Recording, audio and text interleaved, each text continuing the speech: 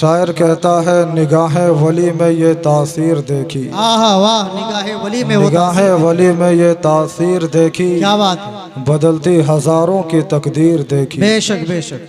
यकीनन आज हम यहाँ बैठे हैं, सर्द है लेकिन फिर भी बैठे हैं। क्यों बैठे हैं? इसलिए कि हम दीवाने हैं। और हम किसके दीवाने हैं? जो खुदा के दीवाने हैं। बेशक बेशक बेशक। और जो जिसके दीवाने होते हैं कल क़यामत के दिन वो उसी के साथ होता है। सुभान अल्लाह सुभान अल्लाह। इसलिए हम अपने गुलाम गरीब नवाज होने पे नाज है।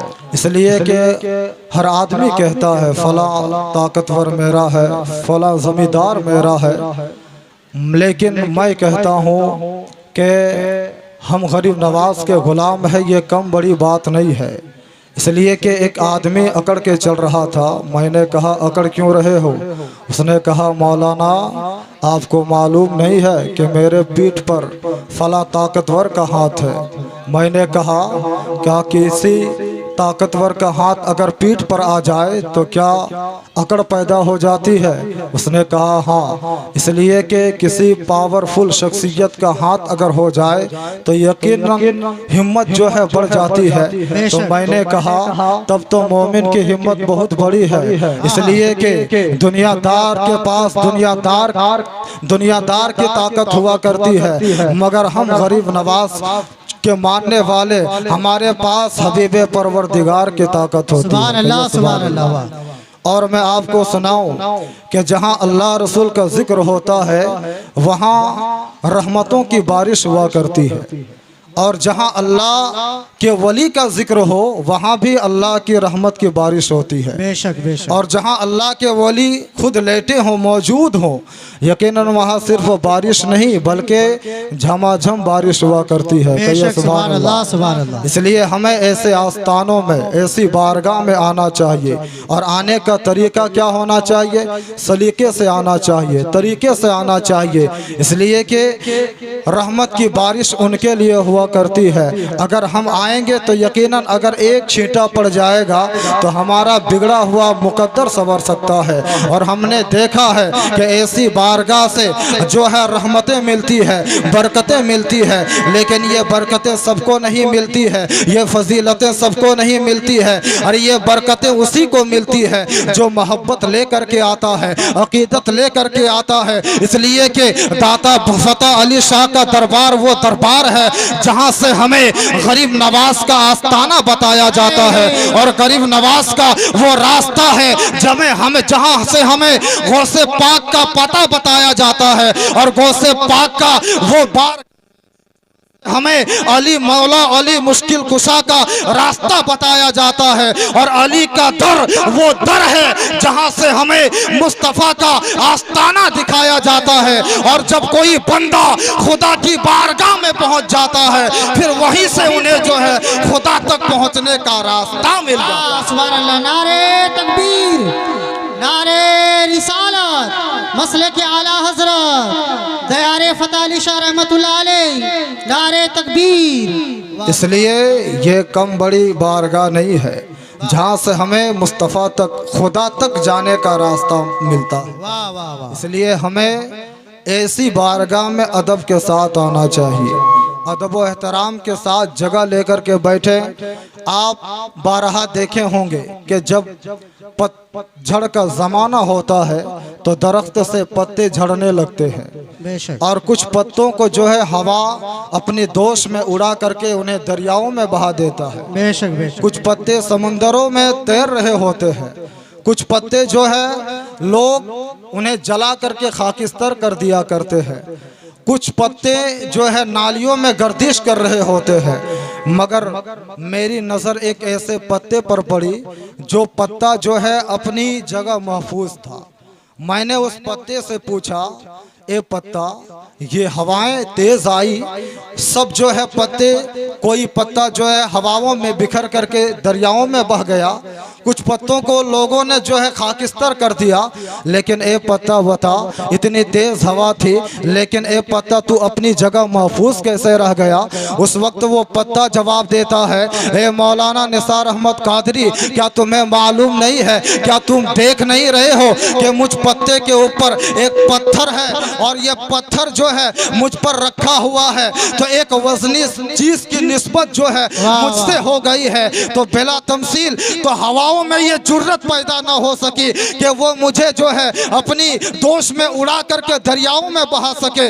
बिला तमसील जिसकी निस्बत, जिसकी मोहब्बत जो है इन औलियाए किराम से हो जाती है, यकीनन जो है अल्लाह तबारक व तआला इन औलियाए किराम के सदके में उस बंदे को अपनी बारगाह में महबूब बना। सुभान अल्लाह, सुभान अल्लाह। वाह। तो जिस तरह उस पत्ते को हवाओं में ये जुर्रत पैदा ना हो सकी कि उस पत्ते को उड़ा सके, इसलिए कि उससे एक वजनी चीज की निस्बत मिल गई।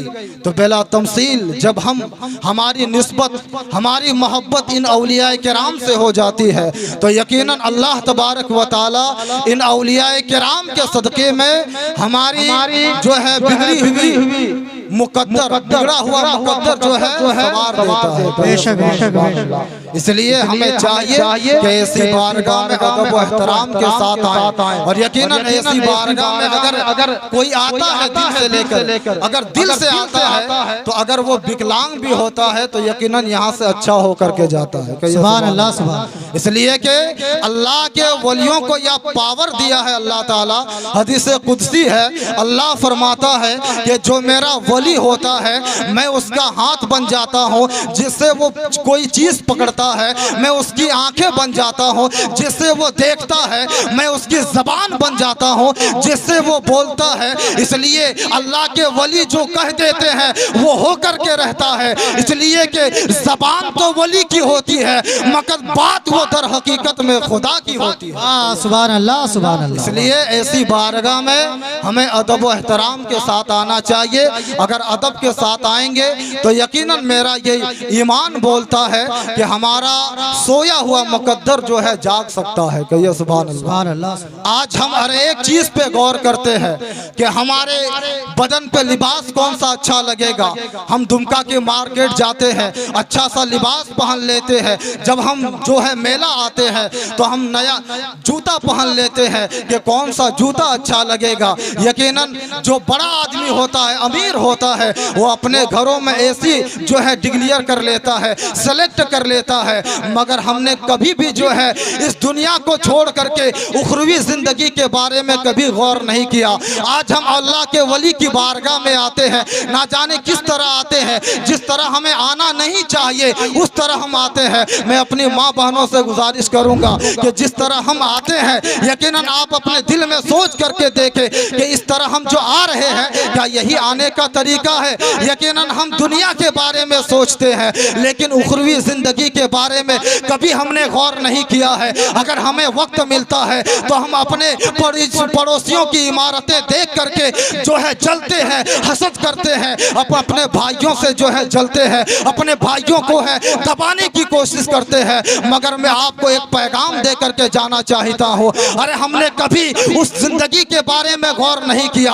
आज हम दुनिया में एसी लगवा लेते हैं मगर कभी आपने गौर किया कि हश्र की गर्मी में हमें कौन सा एसी काम आएगा, कब्र अंधेरी कब्र में हमें कौन सी रोशनी काम आएगा, कभी इस पर गौर नहीं किया है। अरे हम उस रसूल का कलमा पढ़ने वाले हैं जिस रसूल को लोग गाली देते थे तो मेरे नबी मुस्कुरा करके उनके हक में दुआएं दिया करते थे। अरे हम उस नबी के मानने वाले हैं जिस नबी के रास्ते में लोग कांटे बिछाया करते थे तो मेरे नबी मुस्कुरा करके अपने पैर के तलवों से वो कांटे निकाल करके उनके हक में दुआएं दिया करते थे। लेकिन आज हमारा मामला क्या हो गया है। आज आपने अंदर झांक करके देखे कि हम अपने भाइयों के खिलाफ हो जाते हैं। मगर याद रखे दुनिया में इमारतें कितनी भी बुलंद करा लो मगर हमारे रुतबे बुलंद नहीं हो सकते हैं। अगर रुतबों की बुलंदी चाहते हो तो मकान छोड़ो और मुस्तफ़ा का किरदार अपनाना शुरू कर दो। और ये दिल में वादा कर लो, आज ढाका के इस उर्स में आए हैं, वादा करके उठे कि जिस तरह मुस्तफ़ा ने अपनी जिंदगी गुजारा है उसी तरह जिंदगी गुजार करके जमाने वाले को दिखाना है। जिस तरह मुस्तफ़ा चलते थे उसी तरह चल के जमाने वाले को दिखाना है। जिस तरह मुस्तफ़ा खाते थे उसी तरह खा के जमाने वाले को दिखाना है। अरे जिस दिन हमारा ये तरीका हो जाएगा, जिस दिन हमारा ये किरदार हो जाएगा, जिस दिन हमारा ये अखलाक हो जाएगा, कसम खुदा की आज हमें जो दुनिया मिटाने की कोशिश कर रही है और किसी हद तक कामयाब भी होती हुई नजर आ रही है, मगर याद रखे जिस दिन आपने अपने दिल में इसके नबी का चिराग रोशन कर लोगे तो दुनिया की कोई ताकत हमें मिटा नहीं सकती है, बल्कि हम दुनिया के सामने दबंगे तोल कर सकते हैं कि दस्त तो दस्त है, दरिया भी ना छोड़े हमने, बारे जुल्मात में दौड़ा दिए। नारे तकबीर।